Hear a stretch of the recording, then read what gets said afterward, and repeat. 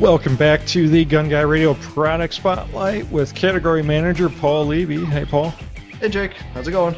It's going great. I guess we're talking back in, the black rifle category, the AR-15 stock adapter that makes your AR-15 foldable, the Law Tactical Generation 2 folding stock adapter. Mm-hmm. What can you tell us about this? Yeah, there's been folding stocks on ARs for quite some time, but it's usually been for complete rifles.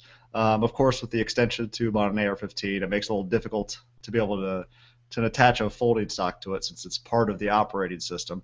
And what Law Tactical did is pretty ingenious, in my opinion.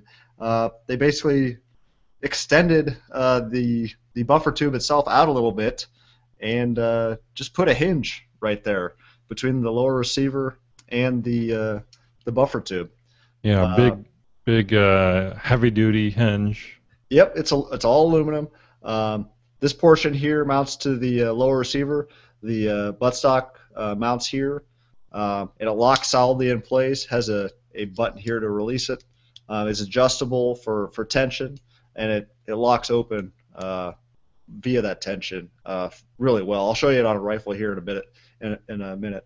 But of course, very low profile. It's only an inch. It only adds an inch to your overall length? It only adds an inch, and on a collapsible stock, that's not really a big deal. And some people actually like having a little extra length of pull on their stock. A lot of bigger guys, especially once you're over 6 foot, they want as long a stock as possible. The one downside with it is you shouldn't shoot it with the folding mechanism open, and it tells you that right there on the back. Reason being that your carrier will rest right here, your buffer and spring will be here open. So if you shoot it, that carrier is going to want to come out the rear. However, you can't shoot it without your buffer tube attached. What? Yeah, who would have thought, huh? This mainly makes the AR-15 really handy for one, fitting in very small cases, and also traveling anywhere. It's great to be able to fold it up and place it somewhere you normally couldn't place an AR. Also, if you're walking around with it, it's much more compact. It's less length to get in the way if you have the rifle slung. It's really quite impressive. And back on the firing it when you're not supposed to, they do have a steel block here. So if you were to fire it, it would destroy this block, but your gun would probably still be fine. It might not be able to shoot then, but you could have it repaired fairly easily. Yeah. But again, not recommended. Do not shoot it with the mechanism open. Yeah, be a single shot. That's for sure. Yeah, you're not gonna have a pleasant day. But how this functions or how it extends as well is this goes into the rear of your carrier. If you'll recall, an AR-15 or M16 carrier has an open rear. This inserts into the rear and expands via that screw.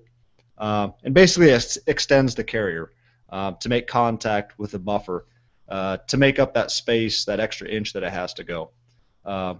So that's really, installation's very simple. It takes about 15 minutes to get this installed if you have your buffer tube already off. So will that work with both a standard AR-15 carrier, that insert, and also like a full auto M16 carrier? Yep, it's the same interior diameter on the rear of the carrier, so AR-15, M16 carriers work fine, and I believe carriers like a JP, they have that same interior diameter as well. This also works with fixed and collapsible stocks, so you can have an A2, A1 stock if you want, or you can have a collapsible 4 or 6 position, and it also has a built-in QD socket in the very bottom, so you don't have to get an additional sling mount if you like attaching it at the rear or on your end plate. Here I've got a rifle with it mounted. This is my boss's rifle. And here it is mounted. You can see it doesn't really take up a whole lot of room. It doesn't get in the way. There you can see the top profile of it. And activating it, you just simply slide it open, and it locks in place. It locked right there. This is not gonna just flop around. It's not going anywhere. Right. And there you can see the rear of it. You can see that insert installed into the carrier, and then you can see the buffer here, which is retained normally, but with a buffer detent in the folder itself. And then say you need to get it out of the case or you need to use it rapidly, you just open it, and it goes, and it locks solidly in place like so. So really, there's no flex there either. There's flex in the stock itself, but it's a pretty rigid attachment. Right, and you're hearing in the audio, you're hearing the collapsible stock. Yeah, move, the CTR itself is on there because I have the tension lever on.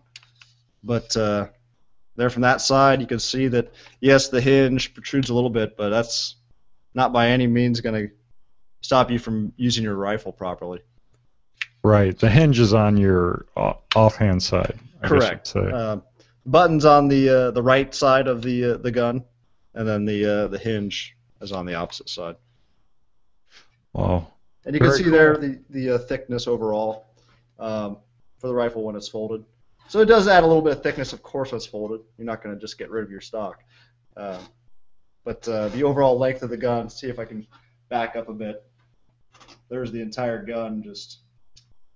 Sure. That's quite a bit shorter. Plus, if you have an SBR, then you're really talking about a small firearm. Right, that's what I was just going to say. A short-barreled would be very tiny. You could put that in your violin case then. There you go. It's really a pretty cool folder. It's built pretty well. Not pretty well, it is built well. Again, all aluminum. That hinge pin itself is steel. Basically all the hardware on here is steel, and the body itself is aluminum.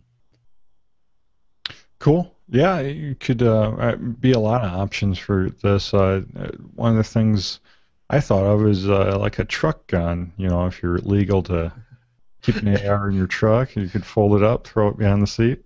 And now that you mention that, that's where my boss had this. He had it in his truck, and I just asked if I could borrow it for today. So. That's awesome. Yeah. So it's purpose built. It works well. It's a pretty cool product. Oh, very cool. Well, and it's made in the USA, right? Oh yeah, which is always a great feature. Well, Paul, thank you so much for sharing that. And if you're watching the video, you can check the upper right-hand corner for a direct link to this product if you'd like to check it out, maybe even buy it. And thanks, Paul. We'll see you next week. No problem. See you then.